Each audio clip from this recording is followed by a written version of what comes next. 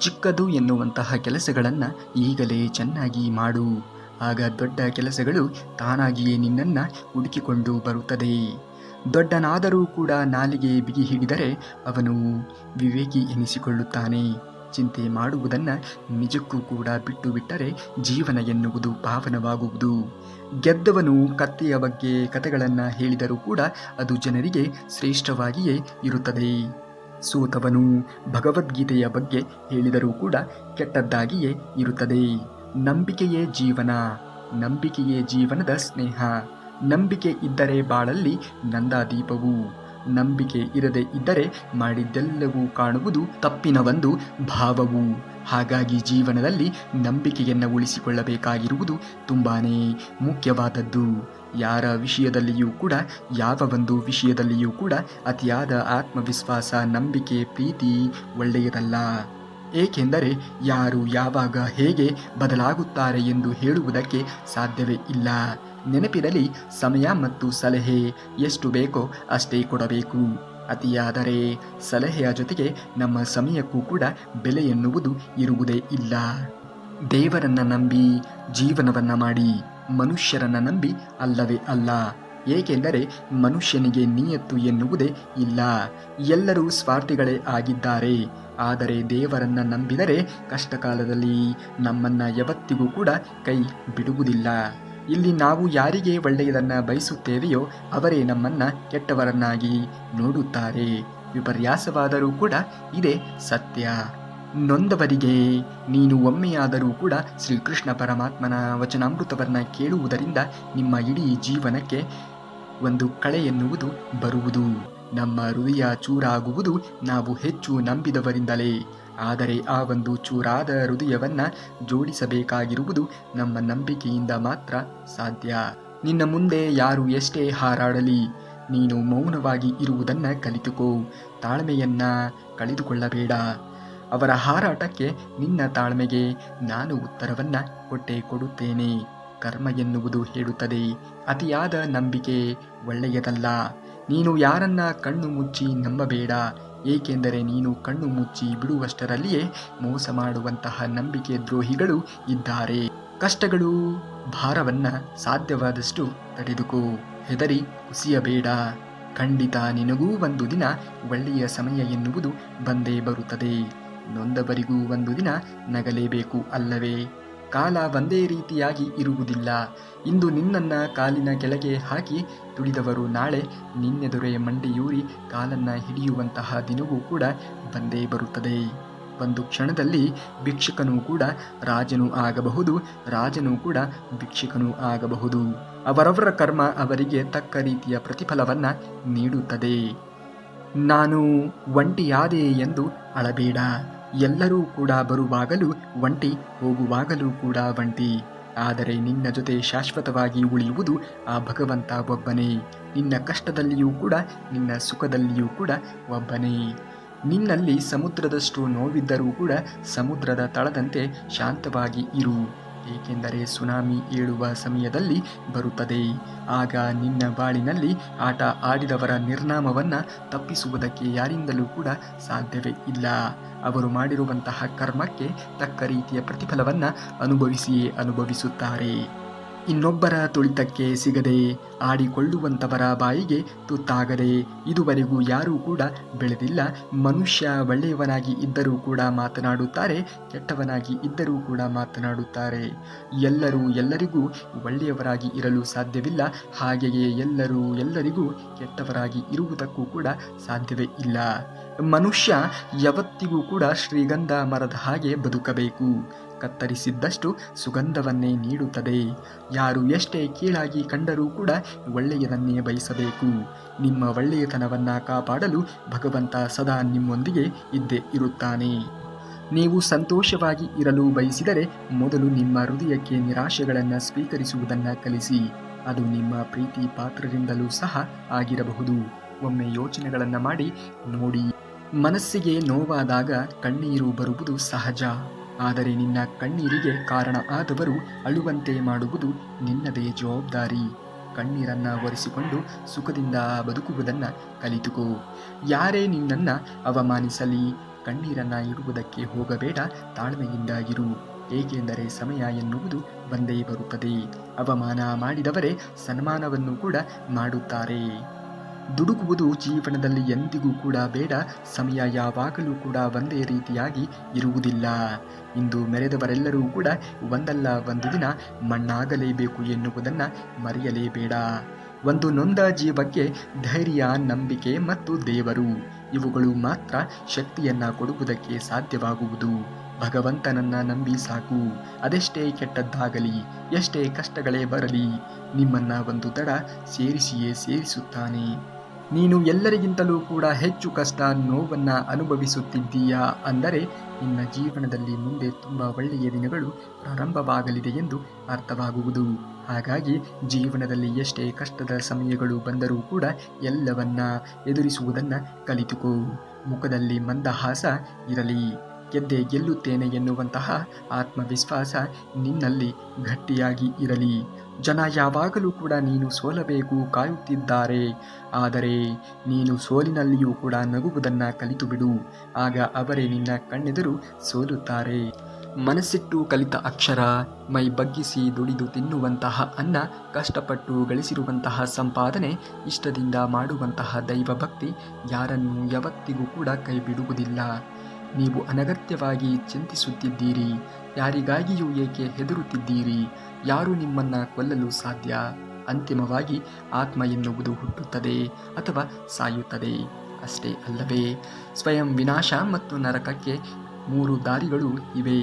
ಅದುವೇ ಕಾಮ, ಕ್ರೋಧ ಮತ್ತು ದುರಾಸೆ. ಇವುಗಳನ್ನು ನೀವು ತ್ಯಾಗ ಮಾಡಿದಾಗ ಜೀವನದಲ್ಲಿ ಮಹೋನ್ನತವಾಗಿರುವಂಥದ್ದನ್ನು ಪಡೆದುಕೊಳ್ಳಬಹುದು. ನಿನ್ನ ಜೀವನದ ನಿರ್ಧಾರಗಳು ನಿನ್ನ ಕೈಯಲ್ಲಿಯೇ ಇರಬೇಕು. ಬೇರೆಯವರ ಕೈಗಳಿಗೆ ಕೊಡುವುದಕ್ಕೆ ಹೋಗಬೇಡ. ಏಕೆಂದರೆ ನಿನ್ನ ಇಡೀ ಜೀವನವೇ ಹಾಳಾಗಬಹುದು. ಬೇರೆಯವರು ಕೇವಲ ನಿನ್ನ ಏಳಿಗೆಯನ್ನು ಬಯಸುವುದಿಲ್ಲ, ನಿನ್ನ ಸರ್ವನಾಶಕ್ಕಾಗಿ ಕಾಯುತ್ತಾ ಕುಳಿತಿರುತ್ತಾರೆ ಎನ್ನುವುದನ್ನು ಮರೆಯಲೇಬೇಡ. ನೀನು ಅನುಭವಿಸಿರುವಂತಹ ಕಷ್ಟ, ನೋವಿನ ದಿನಗಳು ಮತ್ತು ಕಣ್ಣೀರು ಜೀವನದ ಪಾಠವನ್ನು ಕಲಿಸುತ್ತದೆ. ಆಗುವುದೆಲ್ಲ ಒಳ್ಳೆಯದಕ್ಕೆ ಎಂದು ನಂಬಿಕೆಯನ್ನು ಇಡು. ಮುಂದಿನದ್ದನ್ನು ಆ ಭಗವಂತ ಶ್ರೀಕೃಷ್ಣ ಪರಮಾತ್ಮನು ನೋಡಿಕೊಳ್ಳುತ್ತಾನೆ. ನಿನ್ನನ್ನು ಕಡೆಗಣಿಸಿ ಬಿಟ್ಟು ಹೋದವರೇ ನಿನ್ನ ಕಾಲನ್ನು ಹಿಡಿಯುತ್ತಾರೆ. ಕಷ್ಟಗಳನ್ನು ಸಹಿಸಿಕೊಳ್ಳುವಂತಹ ಸಹನೆಯನ್ನು ತಂದುಕೋ. ಜೀವನದಲ್ಲಿ ಆಗುವುದೆಲ್ಲ ಒಳ್ಳೆಯದೇ ಆಗುತ್ತದೆ. ಮೋಸದ ಉದ್ದೇಶ ಧರ್ಮವಾಗಿದ್ದರೆ ಮೋಸವೂ ಸಹ ಧರ್ಮವೇ. ಶ್ರೀಕೃಷ್ಣ ಪರಮಾತ್ಮ ಒಳ್ಳೆಯ ಮನಸ್ಸುಗಳಿಗೆ ಖಂಡಿತವಾಗಿಯೂ ಕೂಡ ಯಾವತ್ತಿಗೂ ಒಳ್ಳೆಯದನ್ನೇ ಮಾಡಿಸುತ್ತಾನೆ. ಶ್ರೀಕೃಷ್ಣ ಪರಮಾತ್ಮ ಎನ್ನಿರಿ. ನಿಮ್ಮ ಜೀವನದಲ್ಲಿ ಬರುವಂತಹ ಅದೆಂತಹ ದೊಡ್ಡ ಸಮಸ್ಯೆ ಆದರೂ ಕೂಡ ತನ್ನಿಂದ ತಾನೇ ಪರಿಹಾರ ಆಗುವುದು. ಇಲ್ಲಿ ಯಾರೋ ಒಳ್ಳೆಯವರಲ್ಲ, ಯಾರೂ ಕೂಡ ಕೆಟ್ಟವರಲ್ಲ. ಸಮಯಕ್ಕೆ ತಕ್ಕಂತೆ ಎಲ್ಲರೂ ಹೇಗೆ ಬೇಕೋ ಹಾಗೆ ಅವರವರ ಅನುಕೂಲಕ್ಕೆ ತಕ್ಕಂತೆ ಬದುಕುತ್ತಿದ್ದಾರೆ ಅಷ್ಟೇ. ಸಮಯ ಮನುಷ್ಯನ ನಿಜ ಸ್ವರೂಪವನ್ನು ಚೆನ್ನಾಗಿ ತಿಳಿಸಿಕೊಡುತ್ತದೆ. ಜೀವನದಲ್ಲಿ ಪ್ರೀತಿ ಮತ್ತು ನಂಬಿಕೆ ಯಾವತ್ತಿಗೂ ಕೂಡ ಕಳೆದುಕೊಳ್ಳಬೇಡಿ. ಏಕೆಂದರೆ ಪ್ರೀತಿ ಎಲ್ಲರ ಮೇಲೂ ಕೂಡ ಹುಟ್ಟುವುದಿಲ್ಲ, ನಂಬಿಕೆ ಎಲ್ಲರ ಮೇಲೆಯೂ ಕೂಡ ಬರುವುದಿಲ್ಲ. ಪ್ರೀತಿ ಮತ್ತು ನಂಬಿಕೆ ಒಂದು ಕನ್ನಡಿ ಇದ್ದಂತೆ. ಅದು ಒಮ್ಮೆ ಒಡೆದು ಹೋದರೆ ಮತ್ತೆ ಮೊದಲಿನ ರೀತಿಯಂತೆ ಅದು ಜೋಡಿಸುವುದಕ್ಕೆ ಸಾಧ್ಯವೇ ಇಲ್ಲ. ಅಧರ್ಮದಿಂದ ಶತ್ರು ಕೆಲವು ಬಾರಿ ಗೆಲುವನ್ನು ಸಾಧಿಸಬಹುದು. ಆದರೆ ಕರ್ಮ ಎದುರಾಗುವ ವೇಳೆಗೆ ಧರ್ಮ ಅವನನ್ನು ಸುಡುವುದಕ್ಕೆ ಪ್ರಾರಂಭಿಸುತ್ತದೆ. ಆಗ ಅವನ ನಿರ್ನಾಮವನ್ನು ತಪ್ಪಿಸುವುದಕ್ಕೆ ಯಾರಿಂದಲೂ ಕೂಡ ಸಾಧ್ಯವೇ ಇಲ್ಲ. ಹಾಗಾಗಿ ಅಧರ್ಮದಿಂದ ಎಂದಿಗೂ ಕೂಡ ಜೀವನವನ್ನು ನಡೆಸುವುದಕ್ಕೆ ಹೋಗಲೇಬಾರದು. ಯಾರಾದರೂ ನಿಮ್ಮನ್ನು ಅರ್ಥ ಮಾಡಿಕೊಳ್ಳದೇ ಇದ್ದರೆ ವಾದಗಳನ್ನು ಮಾಡುವುದಕ್ಕೆ ಹೋಗಬೇಡಿ. ವಾದಗಳು ವಿಷಯಗಳನ್ನು ಹಾಳು ಮಾಡುವುದರಿಂದ ಮೌನವಾಗಿ ಇರುವುದು ಉತ್ತಮ. ಶರೀರದಲ್ಲಿ ಯಾವ ಒಂದು ಸೌಂದರ್ಯವೂ ಕೂಡ ಇರುವುದಿಲ್ಲ. ಸೌಂದರ್ಯ ಇರುವುದು ವ್ಯಕ್ತಿಯ ಕರ್ಮದಲ್ಲಿ, ಅವನ ವಿಚಾರದಲ್ಲಿ, ಅವನ ಮಾತಿನಲ್ಲಿ, ಅವನ ವ್ಯವಹಾರಗಳಲ್ಲಿ, ಅವನ ಸಂಸ್ಕಾರಗಳಲ್ಲಿ ಮತ್ತು ಅವನ ಚಾರಿತ್ರ್ಯದಲ್ಲಿ. ಯಾವ ವ್ಯಕ್ತಿಯಲ್ಲಿ ಇವೆಲ್ಲವೂ ಕೂಡ ಇರುತ್ತದೆಯೋ ಆ ವ್ಯಕ್ತಿ ಪ್ರಪಂಚದಲ್ಲಿ ಎಲ್ಲರಿಗಿಂತಲೂ ಕೂಡ ಮುಂದೆ ಇರುತ್ತಾನೆ. ಹಾಗೂ ಪ್ರಪಂಚದಲ್ಲಿ ಎಲ್ಲರಿಗಿಂತಲೂ ಕೂಡ ಶ್ರೀಮಂತನಾಗಿರುವಂತಹ ವ್ಯಕ್ತಿ ಆಗಿರುತ್ತಾನೆ. ಮನುಷ್ಯನು ತನ್ನ ಗುಣದಿಂದ ಶ್ರೀಮಂತನಾಗಿ ಇರಬೇಕೇ ವಿನಃ ತನ್ನ ಹಣ, ಆಸ್ತಿ, ಐಶ್ವರ್ಯಗಳಿಂದ ಶ್ರೀಮಂತನಾಗಿ ಇರಬಾರದು. ಅವು ಯಾವುದೂ ಕೂಡ ಲೆಕ್ಕಕ್ಕೆ ಬರುವುದೇ ಇಲ್ಲ. ಯಾವುದೇ ಸಂದರ್ಭಗಳಲ್ಲಿ ನಿಮ್ಮ ಜೀವನದ ಸ್ಥಾನಮಾನಗಳನ್ನು ಬೇರೆಯವರಿಗೆ ಹೋಲಿಸಿಕೊಳ್ಳುವುದಕ್ಕೆ ಹೋಗಲೇಬೇಡಿ. ಹೋಲಿಸಿಕೊಂಡರೆ ಸಮಾಧಾನದಿಂದ ಇರಲು ಸಾಧ್ಯವೇ ಇಲ್ಲ. ನಾನು ಬಹಳ ದುಃಖಿ ಎಂದುಕೊಳ್ಳುವುದು ಒಂದು ಬಗೆಯ ನೀಚತನವೇ ಸರಿ. ಏಕೆಂದರೆ ದುಃಖ ಎನ್ನುವುದು ಎಲ್ಲರಿಗೂ ಇದ್ದಿದ್ದೇ. ಆದರೆ ಅದನ್ನು ಅನುಭವಿಸುವಂತಹ ರೀತಿ ನೀತಿಗಳು ಬದಲಾವಣೆ ಆಗುತ್ತಾ ಹೋಗುತ್ತದೆ. ಈ ಪ್ರಪಂಚದಲ್ಲಿ ದುಃಖಕ್ಕೆ ಒಳಗಾಗದೇ ಇರುವಂತಹ ವ್ಯಕ್ತಿ ಇರುವುದಕ್ಕೆ ಸಾಧ್ಯವೇ ಇಲ್ಲ.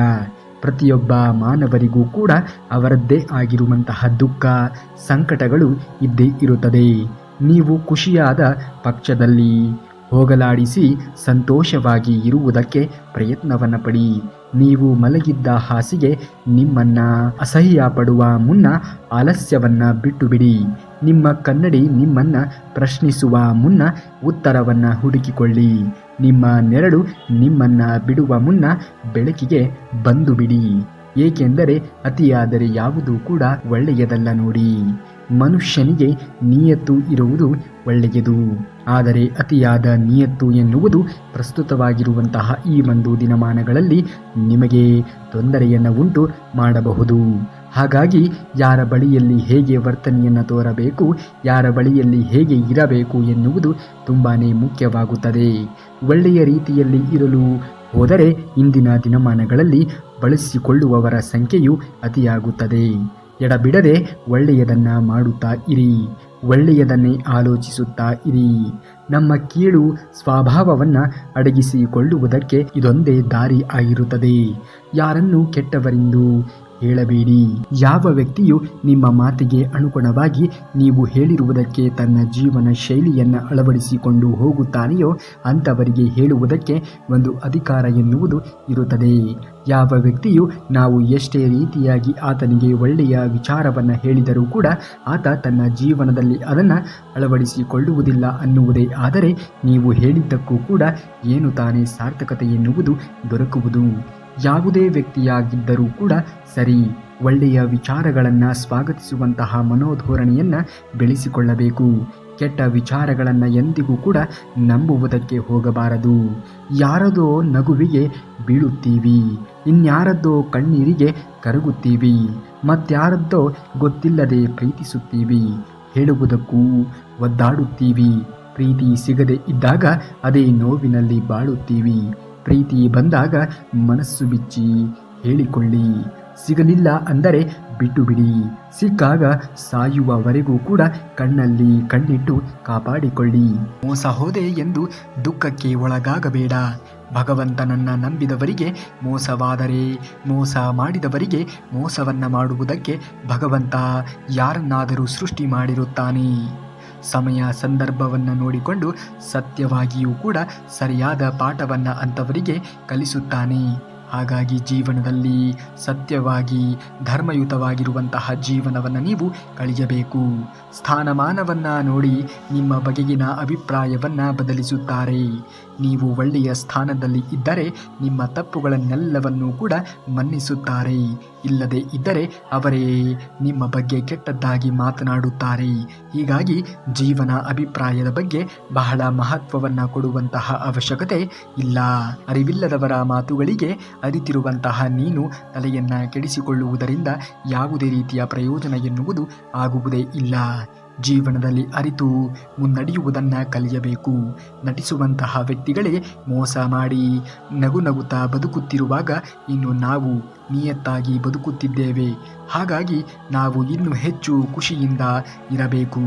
ಮನುಷ್ಯ ಬದುಕಿರುವಾಗಲೇ ಸಾಯುವ ಹಾಗೆ ಮಾಡುವಂತಹ ಎರಡು ಬಲವಾದ ಕೆಟ್ಟ ಆಯುಧ ಅಂದರೆ ಒಂದು ಅವಮಾನ, ಇನ್ನೊಂದು ಅನುಮಾನ. ಇವುಗಳನ್ನು ತೊರೆದಾಗ ಮಾತ್ರ ನೀವು ಬದುಕಿನಲ್ಲಿ ಯಶಸ್ಸನ್ನು ಕಾಣುವುದಕ್ಕೆ ಸಾಧ್ಯವಾಗುವುದು. ಈ ಸಮಾಜವೇ ಒಂದು ವಿಚಿತ್ರ. ಮಾತನಾಡಿದರೆ ಮಾತಿನಲ್ಲಿ ಇರುವಂತಹ ತಪ್ಪುಗಳನ್ನು ಹುಡುಕುತ್ತಾರೆ. ಮೌನವಾಗಿ ಇದ್ದರೆ ನೀನೇ ತಪ್ಪನ್ನು ಒಪ್ಪಿಕೊಂಡಿದ್ದೀಯ ಎಂದು ಹೇಳುತ್ತಾರೆ.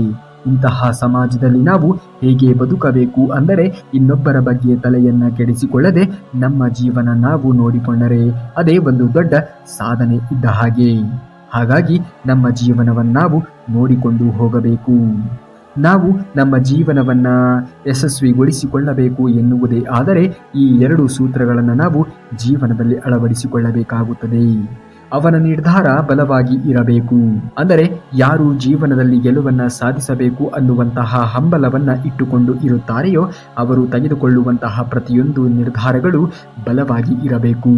ಅವನ ನಿರ್ಧಾರವು ಬಲವಾಗಿ ಇದ್ದಾಗ ವಿಫಲತೆ ಅನ್ನುವುದು ಅವನ ಹತ್ತಿರವೂ ಕೂಡ ಸುಳಿಯುವುದಕ್ಕೆ ಸಾಧ್ಯವೇ ಇಲ್ಲ. ಹಾಗಾಗಿ ನಾವು ತೆಗೆದುಕೊಳ್ಳುವಂತಹ ನಿರ್ಧಾರಗಳು ತುಂಬ ಬಲವಾಗಿ ಇರಬೇಕಾಗುತ್ತದೆ.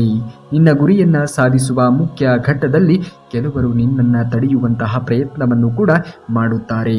ಯಾವಾಗ ಅವರು ನಿನ್ನನ್ನು ತಡೆಯುವುದಕ್ಕೆ ಪ್ರಯತ್ನವನ್ನು ಪಟ್ಟಾಗ ಅದರಲ್ಲಿಯೂ ಕೂಡ ವಿಫಲತೆಯನ್ನು ಕಾಣುತ್ತಾರೆಯೋ ಆಗ ಅವರು ನಿನ್ನನ್ನು ಮೊದಲು ಆ ಗುರಿಯಿಂದ ತಪ್ಪಿಸುವುದಕ್ಕೆ ಪ್ರಯತ್ನವನ್ನು ಪಡುತ್ತಾರೆ.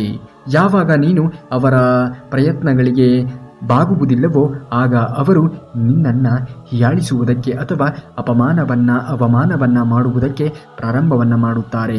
ಹೆಜ್ಜೆ ಹೆಜ್ಜೆಗೂ ಕೂಡ ನಿನ್ನನ್ನು ಅವಮಾನ ಮಾಡುತ್ತಲೇ ಸಾಗುತ್ತಾರೆ. ಇಂತಹ ಘಟನೆಗಳು ಸಾಧಿಸುತ್ತೇವೆ ಎಂದು ಹೊರಟಿರುವಂತಹ ಪ್ರತಿಯೊಬ್ಬ ಸಾಧಕನ ಜೀವನದಲ್ಲಿ ಹಾಗೆ ಆಗಿರುತ್ತದೆ. ಹಾಗಾಗಿ ಅಂತಹ ಜನರ ಬಗ್ಗೆ ತಲೆಯನ್ನು ಕೆಡಿಸಿಕೊಳ್ಳುವುದಕ್ಕೆ ಹೋಗಲೇಬಾರದು. ಅಂಥವರಿಗಾಗಿ ನಾವು ಎಂದಿಗೂ ಕೂಡ ತಲೆಯನ್ನು ಕೆಡಿಸಿಕೊಂಡು ನಮ್ಮ ಜೀವನದಲ್ಲಿ ನಾವು ಅಂದುಕೊಂಡಿರುವಂತಹ ಗುರಿಯನ್ನು ಸಾಧಿಸುವಲ್ಲಿ ವಿಫಲತೆಯನ್ನು ಕಾಣಲೇಬಾರದು. ಹಾಗಾದರೆ ನಾವು ಜೀವನದಲ್ಲಿ ಅನುಸರಿಸಬೇಕಾಗಿರುವಂತಹ 2 ಅತ್ಯಮೂಲ್ಯವಾಗಿರುವಂತಹ ಸಾಧನಗಳು ಏನು ಅನ್ನುವುದನ್ನು ನಾವು ನೋಡುವುದೇ ಆದರೆ, 1ನೇಯದು ನಿನ್ನ ಕೆಲಸವನ್ನು ನೀನು ಪ್ರಾಮಾಣಿಕತೆಯಿಂದ ಮಾಡುತ್ತಾ ಮುಂದೆ ಇಟ್ಟಿರುವಂತಹ ಹೆಜ್ಜೆಯನ್ನು ಯಾವುದೇ ಕಾರಣಕ್ಕೂ ಎಂತಹ ವಿಪತ್ತು ಬಂದರೂ ಕೂಡ ಯಾವುದೇ ಕಾರಣಕ್ಕೂ ಅದನ್ನು ಹಿಂದೆ ಇಡುವುದಕ್ಕೆ ಹೋಗಲೇಬೇಡ. ಅದೃಷ್ಟದ ಮೇಲೆ ನಂಬಿಕೆ ಎನ್ನುವುದು ಬೇಡ. ನಿನ್ನ ಕೆಲಸ ಕಾರ್ಯದ ಮೇಲೆ, ನಿನ್ನ ಶ್ರಮದ ಮೇಲೆ ನಿನಗೆ ನಂಬಿಕೆ ಎನ್ನುವುದು ಇರಲಿ. ನಿನ್ನ ಮೇಲೆ ನೀನು ನಂಬಿಕೆಯನ್ನು ಇಡು. ನಿನ್ನ ಆತ್ಮಬಲದ ಮೇಲೆ ನಂಬಿಕೆಯನ್ನು ಇಡು. ನಿನ್ನ ಕಠಿಣವಾಗಿರುವಂತಹ ಪರಿಶ್ರಮದ ಮೇಲೆ ನಂಬಿಕೆಯನ್ನು ಇಡು. ಯಶಸ್ಸು ತಾನಾಗಿಯೇ ನಿನಗೆ ಸಿಗುತ್ತದೆ. ಹಾಗಾಗಿ ನಿನ್ನ ಆತ್ಮಬಲದ ಮೇಲೆ, ನಿನ್ನ ನಿರಂತರವಾಗಿರುವಂತಹ ಪರಿಶ್ರಮದ ಮೇಲೆ ನಿನಗೆ ನಂಬಿಕೆ ಎನ್ನುವುದು ಇರಬೇಕು. ಯಾರೇ ನಿನ್ನನ್ನು ಅವಮಾನಿಸಲಿ, ನಿಂದಿಸಲಿ, ನೀನು ಮಾತ್ರ ಮುಂದೆ ಇಟ್ಟಿರುವಂತಹ ಹೆಜ್ಜೆಯನ್ನು ಯಾವುದೇ ಕಾರಣಕ್ಕೂ ಹಿಂದೆ ಇಡುವುದಕ್ಕೆ ಅಥವಾ ಈ ಕೆಲಸ ನನ್ನಿಂದ ಆಗುವುದಿಲ್ಲ ಎಂದು ಹಿಂದೆ ಸರಿಯುವುದಕ್ಕೆ ಹೋಗಲೇಬೇಡ. ಒಮ್ಮೆ ನೀನು ನಿನ್ನ ಕೆಲಸದ ಮೇಲೆ ಗಮನವನ್ನು ಇಟ್ಟು ಕೆಲಸ ಮಾಡಿದರೆ ನಿನಗೆ ಗೆಲುವು ಎನ್ನುವುದು ಖಚಿತ. ಹಾಗಾಗಿ ಮಾಡುವಂತಹ ಕೆಲಸದ ಮೇಲೆ ಗೌರವ ಆಗಲಿ, ಮಾಡುವಂತಹ ಕೆಲಸದ ಮೇಲೆ ನಂಬಿಕೆಯಾಗಲಿ, ಮಾಡುವಂತಹ ಕೆಲಸದ ಮೇಲೆ ಆತ್ಮವಿಶ್ವಾಸವಾಗಲಿ ನಿಮಗೆ ಇರಬೇಕು. ನಿನ್ನ ಗೆಲುವನ್ನು ಅವರು ನೋಡಿದರೆ ಅವರು ನಿನ್ನನ್ನು ಅವಮಾನಿಸದಿರಲಿ. ನಿನ್ನ ಮುಖವನ್ನು ಕೂಡ ನೋಡುವುದಕ್ಕೆ ಭಯ ಪಡುತ್ತಾರೆ. ಯಾವಾಗ ನೀನು ಗೆಲುವನ್ನು ಸಾಧಿಸಿದಾಗ, ಅದೇ ನೀನು ಗೆಲುವನ್ನು ಸಾಧಿಸಲಿಲ್ಲ ಅನ್ನುವುದೇ ಆದರೆ ಆಗ ನಿನ್ನ ಕೈಯಲ್ಲಿ ಏನೂ ಕೂಡ ಮಾಡುವುದಕ್ಕೆ ಸಾಧ್ಯವಿಲ್ಲ ಎನ್ನುವಂತೆ ಟೀಕೆ ಟಿಪ್ಪಣಿಗಳನ್ನು ಮಾಡುತ್ತಾ ನಿನ್ನನ್ನು ಅವಮಾನಿಸುತ್ತಾ ನಿನ್ನ ಸಂಬಂಧಿಕರ ಬಳಿಯಲ್ಲಿ ಇಲ್ಲ ಸಲ್ಲದ ಚಾಡಿಗಳನ್ನು ಹೇಳಿಕೊಳ್ಳುತ್ತಾ ತಿರುಗಾಡುತ್ತಾರೆ. ಇನ್ನು 2ನೇಯದು, ಅವಮಾನಿಸುವವರು ಅವಮಾನಿಸಲಿ, ನೀನು ಮಾತ್ರ ಯಾವುದೇ ಕಾರಣಕ್ಕೂ ಕೂಡ ಏನನ್ನೂ ಕೂಡ ಉತ್ತರಿಸದೆ ಸುಮ್ಮನೆ ನಿನ್ನ ಪಾಡಿಗೆ ನಿನ್ನ ಕೆಲಸದ ಮೇಲೆ ಗಮನವನ್ನು ಕೊಡು. ಸಮಯ ಸಂದರ್ಭ ಒದಗಿ ಬಂದಾಗ ಅವರಿಗೆ ಆ ದೇವರೇ ಸರಿಯಾದ ಉತ್ತರವನ್ನು ಕರುಣಿಸುತ್ತಾನೆ, ಕೊಡುತ್ತಾನೆ. ಅದು ನಿನ್ನನ್ನು ಹೆಜ್ಜೆ ಹೆಜ್ಜೆಗೂ ಕೂಡ ಅವಮಾನಿಸುತ್ತಾರಲ್ಲ ಅಂಥವರನ್ನು ನೋಡಿಯೇ ಹೇಳಿರಬೇಕು, ಕಾಲಾಯ ತಸ್ಮೈ ನಮಃ ಎಂದು. ಕಾಲ ಬಂದಾಗ ಆ ಕಾಲವೇ ಅಂಥವರಿಗೆ ತಕ್ಕ ರೀತಿಯ ಉತ್ತರವನ್ನು, ತಕ್ಕ ರೀತಿಯ ಪಾಠವನ್ನು ಕಲಿಸುತ್ತದೆ. ನಿನಗಾಗಿ ಅಲ್ಲದೆ ಇದ್ದರೂ ಕೂಡ ನಿನ್ನವರಿಗಾಗಿ, ನಿನ್ನ ಕನಸುಗಳಿಗಾಗಿ, ನಿನ್ನ ಜವಾಬ್ದಾರಿಗಳಿಗಾಗಿ ಬದುಕಲೇಬೇಕು. ಹಾಗಾಗಿ ನಿನ್ನ ಜವಾಬ್ದಾರಿಗಳನ್ನು ಮರೆಯಲೇಬೇಡ. ನಿನ್ನನ್ನು ನಂಬಿದವರನ್ನು ಎಂದಿಗೂ ಕೂಡ ಮರೆಯಬೇಡ. ಇಲ್ಲಿ ಯಾರೂ ಕೂಡ ನಿನ್ನ ಕಣ್ಣೀರನ್ನು ಗಮನಿಸುವುದಕ್ಕೆ ಹೋಗುವುದೇ ಇಲ್ಲ. ಯಾರೂ ನಿನ್ನ ಕಷ್ಟಗಳನ್ನು ನೋಡುವುದೂ ಇಲ್ಲ. ಯಾರೂ ನಿನ್ನ ಸಂಕಷ್ಟಗಳನ್ನು ಹೇಳುವುದಕ್ಕೂ ಕೂಡ ಬರುವುದೂ ಇಲ್ಲ. ಹೇಳಿ ನಿನ್ನ ಸಂಕಷ್ಟಗಳನ್ನು ಎದುರಿಸುತ್ತೇನೆ ಅಥವಾ ನಿನ್ನ ಸಂಕಷ್ಟಗಳಿಗೆ ಹೆದರಿಸುವಂತಹ ಧೈರ್ಯವನ್ನು ತುಂಬುತ್ತೇನೆ ಎನ್ನುವುದಾಗಿ ಯಾರೂ ಕೂಡ ಮುಂದೆ ಬರುವುದೇ ಇಲ್ಲ. ಕೇವಲ ಅವರ ಸ್ವಾರ್ಥಕ್ಕಾಗಿ ನಿಮ್ಮನ್ನು ಬಳಸಿಕೊಳ್ಳುತ್ತಾರೆ ಅಷ್ಟೇ.